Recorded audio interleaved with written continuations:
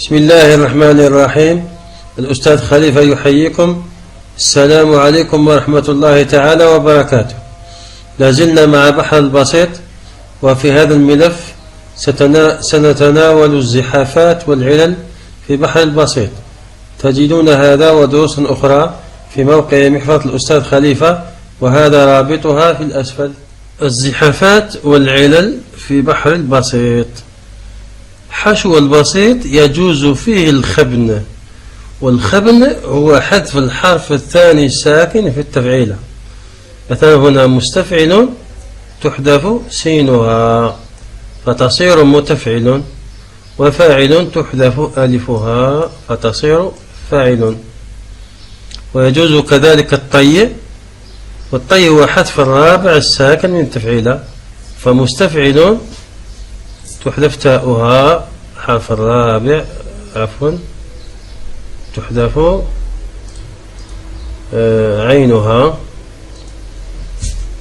عينها فتصير الحرف الرابع هو الفاء فتصير مستعل. وكذلك يجوز الخبن، والخبن هو اجتماع الخبن مع الطي، أي حذف الثاني والرابع الساكنين في التفعيلة. فمثلا مستفعل تحذف سينها وفاؤها فتصير متعل، فهذه تفعيلة مخبولة أو تفعيلة مخبونة ومطوية. وكذلك يجوز الخزم، وهو زيادة حرف أو أكثر في أول صدر البيت أو أول عجوزه، وهذه الزيادة تقل عن 5 أحرف في بداية السطر الأول، وتقل عن 3 أحرف في بداية السطر الثاني. لاحظوا هذا البيت للإمام علي بن أبي طالب كرم الله وجهه: أجدد حيازيمك للموت فإن الموت لاقيك. أجدد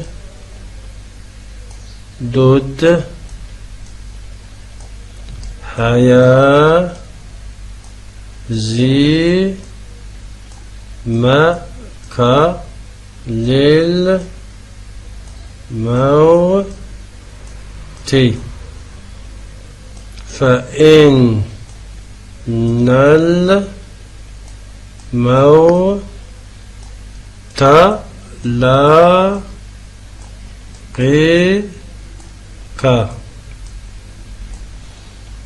هنا لو وضعت الأسباب والأوتاد، عندي سبب هنا حركة وسكون، وهنا سبب، فإن هنا ينقص فإن الموت لاقيك. إذن أعيد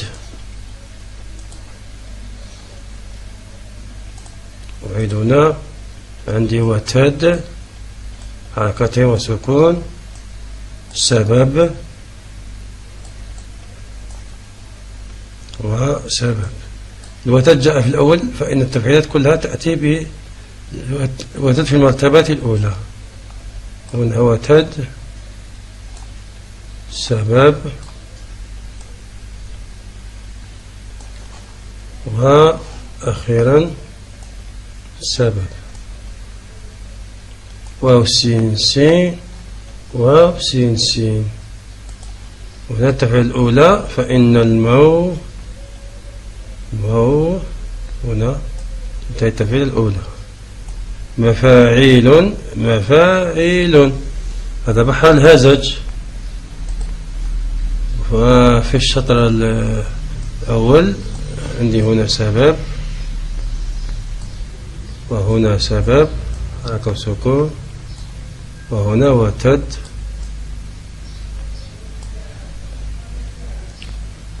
وهنا سبب حركة وسكون، سبب حركتين وسكون وتد.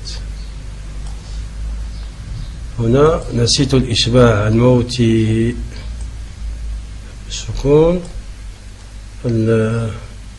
حرف الياء. إذن هنا لاحظوا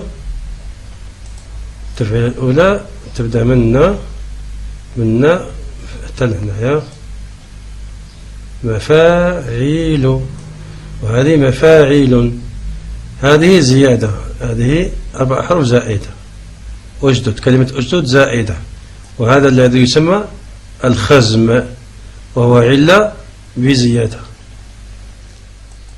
عروض وضرب البسيط التام، يجوز في عروض البسيط التام الخبن. الخبن كما عرفنا هو حذف الحرف الثاني الساكن في التفعيلة.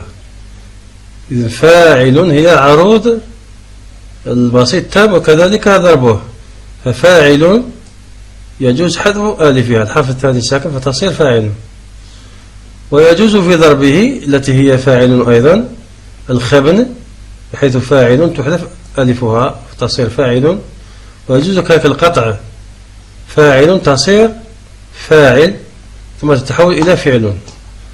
والقطع هو حذف ساكن الوتد وإسكان ما قبله، هذه فاعل تتكون من سبب ووتد. إذن نحذف ساكن الوتد ونسكن الحركة التي قبلها فتصير فاعل ثم تكتب فعل، تكتب فعل. عروض وضرب البسيط المجزوء. البسيط المجزوء عروضه لا تكون فاعل بل تكون مستفعل. التفعيلة الثالثة تصبح هي العروض بعد حذف عروضه الأصلية، وكذلك الضرب. فيجوز في عروضه الخبن مستفعل يحذف ثانيها الساكن فتصير مخبونة، ونجدها هكذا متفعل. ويجوز كذلك فيها الطي، والطي هو حذف الرابع الساكن في التفعيلة، هنا مستفعل بحيث تحذف الفاء وهي الرابعة ساكنة فتصير مستاعل، هذه تفعيلة مطوية. ويجوز فيها القطع، وعرفنا قبل قليل ما هو القطع. مستفعل هكذا مستفعل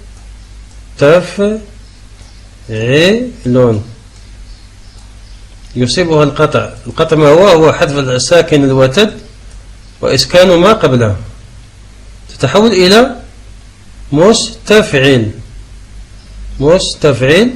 وتكتب مفعول بحيث يكون الوتد هذا مقطوع يظهر ظاهريا على شكل سبب خفيف. ويجوز أيضا الخبن والقطع معا، الخبن والقطع معا. فهنا مستفعل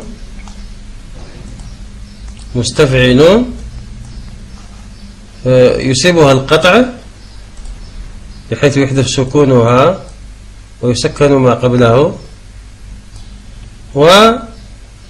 وتخبن كذلك يصيبها الخبن فيحذف ثانيها ساكن فتصير متفعل ثم تتحول إلى فاعل.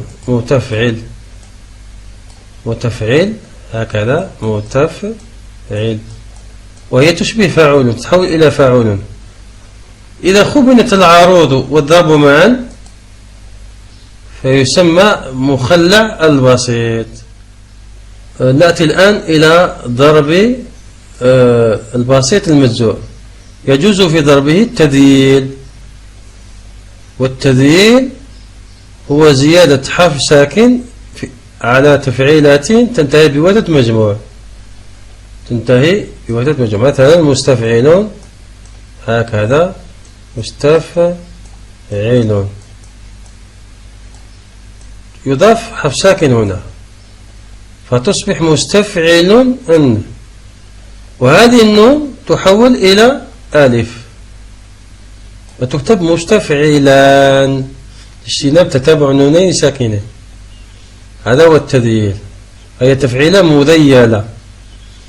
وقد يصاحب هذا التذييل خبن بحيث يقع تذييل وتحذف يحذف ثانيها الساكن فتصير متفعل وتتحول إلى متفعلان.